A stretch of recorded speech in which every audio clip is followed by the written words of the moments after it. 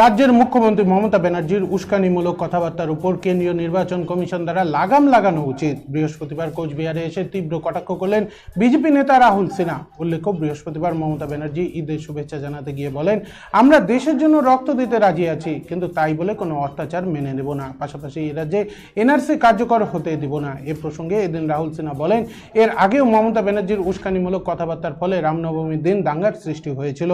আমি মুসলিম ভাইদের বলবো, মমতা ব্যানার্জির প্ররোচনামূলক বক্তব্যে ফাঁদে পড়বেন না। পাশাপাশি নির্বাচন কমিশনের কাছে আবেদন করব যাতে মুখ্যমন্ত্রীর এই উস্কানিমূলক কথাবার্তার উপর লাগাম লাগানো যায়। তিনি এ বিষয়ে কি জানিয়েছেন শুনে নেব।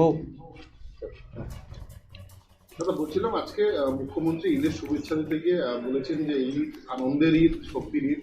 হ্যাঁ, আমরা দেশের জন্য রক্ত দিতে তৈরি, কিন্তু যদি আমাদের উপর কোনো অত্যাচার হয় সেই জায়গায় অত্যাচার সহ্য করা হবে না, এনআরসিও মানা হবে না, সিএও মানা হবে না। আমি সমস্ত মুসলমান ভাইদের কাছে আবেদন জানাতে চাই, মমতা ব্যানার্জির উস্কানিতে আপনারা প্ররোচিত হবেন না।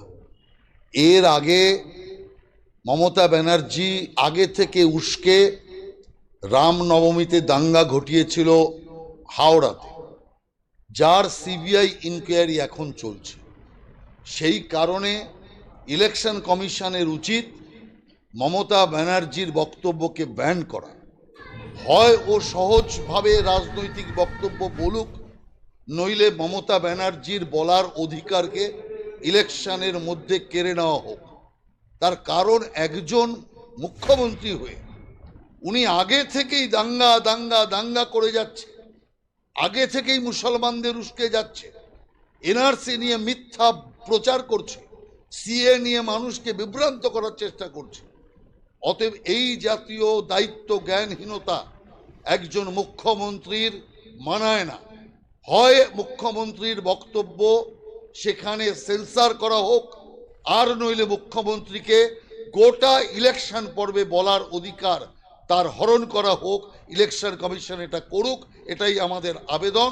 এবং মুসলিম ভাইদের শুভ ঈদের দিনে তাদের শুভেচ্ছা জানিয়ে বলছি, মমতার প্ররোচনায় পা দেবেন না। মমতা ব্যানার্জি আবার একটি রক্তক্ষয়ী দাঙ্গা করানোর পরিকল্পনা নিচ্ছে।